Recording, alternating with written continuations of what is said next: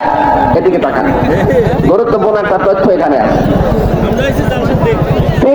তিনবার তিনি বললেন, আমরা জানি অনেকে সূরা আলাকের প্রথম 5 আয়াত অনেক তাফসীর কারক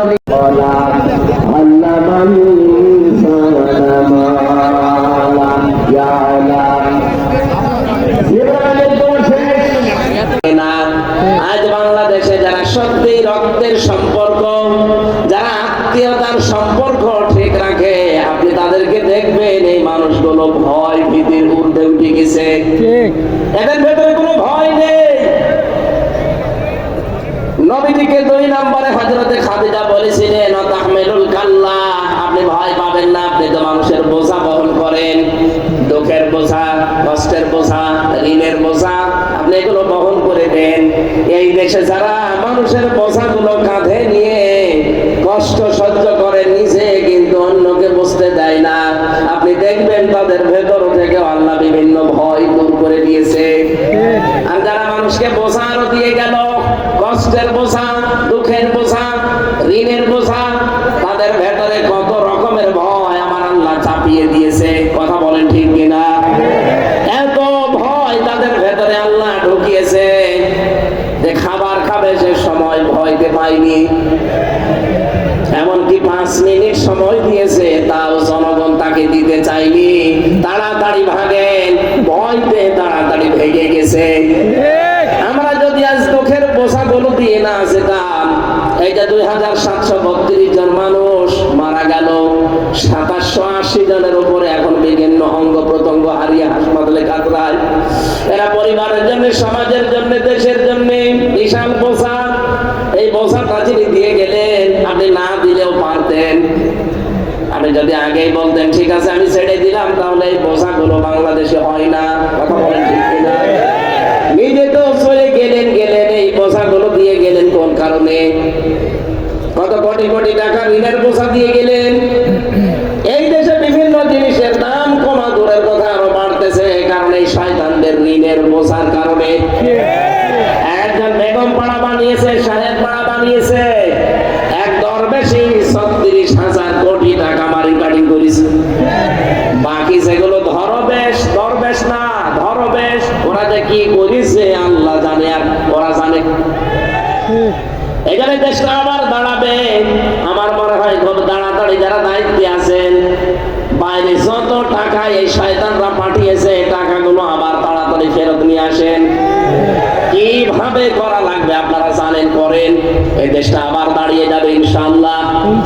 এই দেশে 18 কোটি মানুষকে আমরা শুধু মানুষ না, 18 কোটি জনসম্পদে পরিণত করতে চাই।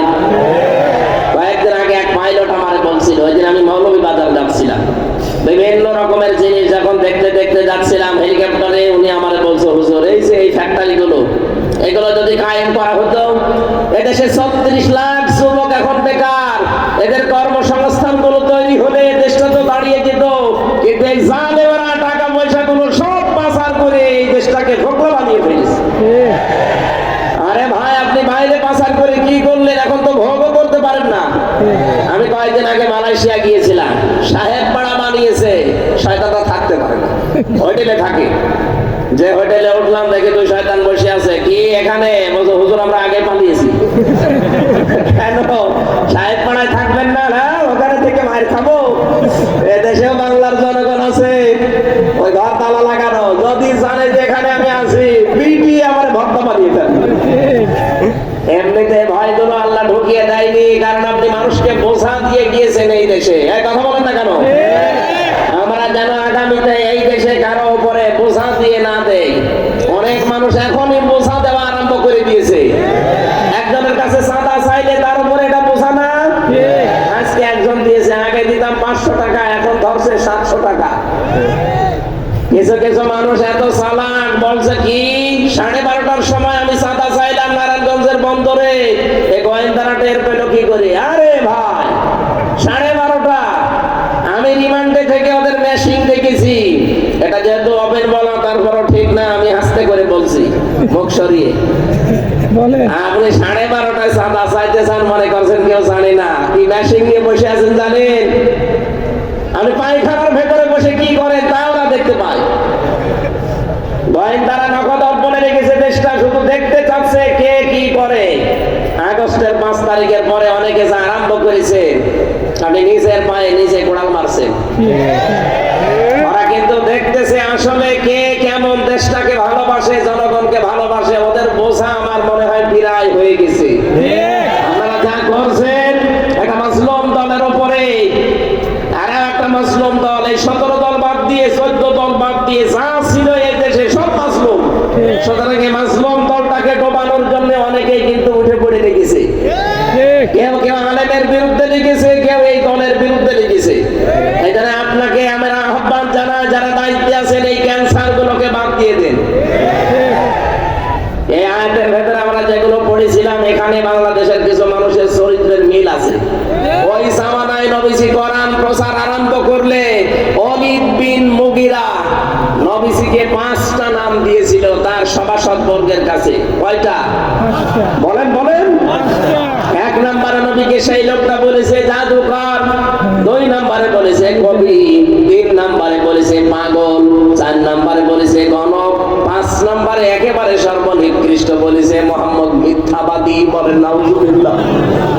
রব্বুল আলামিন বলেন, না, তুমি যে 5টা নাম দিলে, তোর এই 5টা নামের জবাবে আমি আমার নবীকে আরো 5টা গুণ বাড়িয়ে দিলাম। ইয়া আইয়ুহান নাবিয়্যু ইন্না আরসালনাকা শাহিদাও ওয়া মুবাশশিরাও ওয়া নাযীরা ওয়া দা'iয়ান ইলাল্লাহি বিইذনিহি ওয়া সিরাজাম মুনীরা। সূরা আহজাব 44, 45, 46 নম্বর আয়াত। 45 নম্বর 46 নম্বর আয়াতে আল্লাহ নিজে জানিয়েছেন, ওরা গালি দেয় আপনাকে 5টা, আমি আল্লাহ আপনার গুণ আরো 5টা বৃদ্ধি করে দিলাম। হে নবী, আপনাকে আমি পাঠিয়েছি শাহিদা, সাক্ষীদাতা হিসাবে। আপনি সত্যের সাক্ষ্য তুলে ধরবেন। 2 নম্বরে আপনি সতর্ককারী, আপনি সুসংবাদদাতা, আপনি আল্লাহর দিকে আল্লাহর অনুমতি ক্রমে ডাক নেওয়ালা। 5 নম্বরে আপনি উজ্জ্বল প্রদীপ। এই 5টা নাম আল্লাহ ওলীদ বিন মুগিরা এই নামগুলো দেওয়ার পরিপ্রেক্ষিতে আল্লাহ নিজে দিয়েছেন। বলেন সুবহানাল্লাহ। এখন নবীজি নেই, নবীর ওয়ারিসদেরকে আজ যারা চিন্তা ভাবনা করে করে নতুন নতুন নাম দিচ্ছেন, এই যে আয়াতে আছে ইন্নাহু ফাক্কারা ওয়া কদ্দারা ফাকুতিলা কাইফা কদ্দারা সুম্মা কুতিলা কাইফা কদ্দার। রব্বুল আলামিন বলেন, বহু চিন্তা ভাবনা করে নবীর বিরুদ্ধে এই কথাগুলো দাঁড় করিয়েছিল যে নবীজি গণক, নবীজি জাদুকর, নবীজি কবি, নবীজি পাগল, নবীজি মিথ্যাবাদী। কত নিকৃষ্ট চিন্তা ভাবনা তার। 1500 বছর আগে ওলীদ বিন মুগিরা নবীকে গালি দিয়ে অভিশপ্ত হয়েছে। আল্লাহ বলেন কুতিলা ফাকুতিলা, সর্বনাশ হইল তার জন্য। কাইফা কদ্দারা, কি করে এই চিন্তা তার মাথায় আসলো? আজ বাংলাদেশে কত রাজনৈতিক দলের নেতা দেখছি আলেমদেরকে এখন কোরআন প্রচারের কারণে ধর্ম ব্যবসায়ী বলে গালি দিচ্ছে। 1500 বছর আগে ওরা নবীকে গণক বলেছে, জাদুকর বলেছে, এখন ধর্ম ব্যবসায়ী বলছে, কথা প্রায় একই। আমার তো মনে হয় নবীজি যদি এই মুহূর্তে এই দেশে আসতেন ধর্ম প্রচার করার জন্য, যারা জালেমদেরকে, নবীর উত্তরাধিকারীদেরকে ধর্ম ব্যবসায়ী বলে গালি দেয়, আমার মনে হয় ওরা নবীজিকেও ধর্ম ব্যবসায়ী বলে গালি দিত। আল্লাহ পাক বলেন সুম্মা কুতিলা কাইফা কদ্দারা, আমি আবার বলছি ওরা সর্বনাশ, ওদের জন্য ধ্বংস, সর্বনাশ, ওদের উপরে লানত, আমি আল্লাহর বরদোয়া যারা এই শব্দগুলো আবিষ্কার করে। আজ বাংলাদেশে যারা আলেমদের নামের শেষে আগে কত রকমের শব্দ আবিষ্কার করছেন, কেউ আলেমদের নামের আগে পরে লাগিয়ে দেয়, এটা তেতুল হুজুর। কথা বলেন না কেন? আল্লামা দেলাওয়ার হোসাইন সাইদের নাম তারা পাল্টিয়ে দিয়ে দিয়েছে বেনু শিকদার। বেনু শিকদার দেয়নি?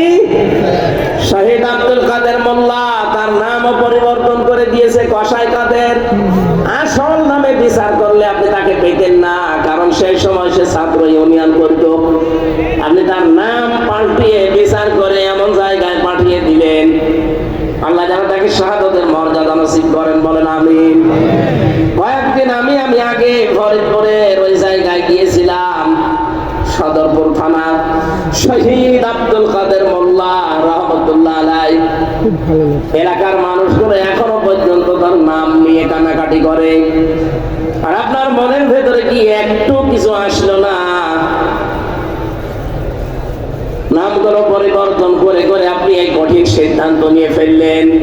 এখন আমার মনে হয় এই দেশে যারা আসবে, এই জালেমদের নাম পরিবর্তন না, আসল নামের উপরেই বিচার করা সম্ভব।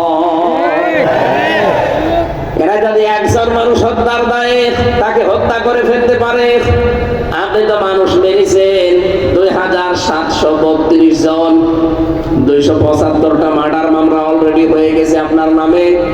একজন মানুষ মারলে যদি একজনকে মেরে ফেলা যায়, 275টা মামলা যার নামে, তাকে 275 বার মারা যাবে। এমনি তো মরে গেছে, ও ছাতা মারবেন কবে আবার? এই জন্য মানুষের বিরুদ্ধে যে নাম তৈরি করে, বিশেষ করে নবীদের, নবীর উত্তরাধিকারীদের, এদের জন্য বড় দোয়াকার আল্লাহ। আরো জোরে বলেন আল্লাহ। 1000 বছর আগে আল্লাহ যদি এই বড় দোয়া দেয়, আল্লাহ যেন এখনো এই বড় দোয়াটা এই দেশে যারা বুঝে শুনে আলেমদের বিরোধিতা করে তাদের উপরে লাগিয়ে দেন, আপনি পেয়ে যাবেন। বলেন সুবহানাল্লাহ। বিশ্বনবীকে আল্লাহ জানিয়েছেন সিয়াবাকা ফাতাহির, আপনার পোশাক পবিত্র করেন। এখানে পোশাক পবিত্রের ব্যাখ্যা আমি পেয়েছি 3টা। 1 নম্বরে আপনি যেন কোনো নাপাক পোশাক পরবেন না। 2 নম্বরে কোনো হারাম উপার্জনের টাকা দিয়ে পোশাক কিনবেন না। 3 নম্বরে আপনার পোশাককে যেন আপনি 8 60 ছোট খাটো এরকম পরবেন না। আপনার পোশাক হবে ঢিলা ঢালা। আপনার পোশাক যেন আবার টাকনোর নিচে চলে না যায়। একটা সময় নিয়ে সংস্কার করে তাড়াতাড়ি নির্বাচন দিয়ে নির্বাচিত সরকারের হাতে দেশটা তুলে দেন, তাহলে এই দেশ নিয়ে আপা সহ যারা পালিয়েছে কেউ আর ষড়যন্ত্র করার সুযোগ পাবে না। সংস্কার না করে আমরা নির্বাচন করতেও চাই না, হতেও দেব না। আগে দিনের ভোট রাতে হয়ে যাবে, কথা বলেন ঠিক কিনা? দিনের ভোট রাতে হয়েছে, এটা কি ওয়াজ করা লাগবে? যারা করেছে আমার সাথে, এরকম একজন ওসি ছিল জেলখানায়, সে আমার নিজে বলেছে যদি আমরা দিনের ভোট রাতে করেছি। সুতরাং আমরা চাই 1628 জন এরকম চেয়ারে যারা বসে আছেন, এগুলো সব জালেমদের দোসর অথবা নিজেরাই জালেম। কথা বলেন না কেন? এরা এই 3টা টার্মে এই জালেমা জালেমদেরকে এরা টিকিয়ে রাখার জন্য সর্বাত্মক চেষ্টা চালিয়েছে। আমরা চাই খুব তাড়াতাড়ি ওদেরকে চেয়ার থেকে নামিয়ে 15.5 বছরে যারা বৈষম্যের শিকার ছিল তাদেরকে চেয়ারে বসান। কথা বলেন না কেন? হয়তো ওইভাবে যদি আমার আমতা করে দিয়ে দেওয়া হয়, একবারে ডিগ্রি আর দিয়ে দেবে 154 জন, দিনের ভোট রাতে হয়ে যাবে। আগে যা ছিল তাই, তাহলে তো ওরাই থাকা ভালো ছিল। এক লোক বিবাহ করার পরে বাসর রাত্রে এখনো স্ত্রীর কাছে যায়নি, শাশুড়ি এসে বলছে বৌমা কি করবো জানি না, আমার কিন্তু নাতি চাই। বলছে মা আপনি সময় দেবেন না। ননদ বলছে ভাবি কি করবো জানি না, আমার কিন্তু ভাতিজা চাই। দাদি শাশুড়ি গিয়ে বলছে কি করবো জানি না, আমাদের কিন্তু পতি চাই। স্বামী এবার এসে বলছে বউ ঘুমিয়ে পড়ো, কিন্তু আমার বেবি চাই। স্ত্রী বলছে দাঁড়ান, আপনার কি সব পাগলের বংশ? এখনো বাসরই হয়নি, এখনো বাসর হয়নি।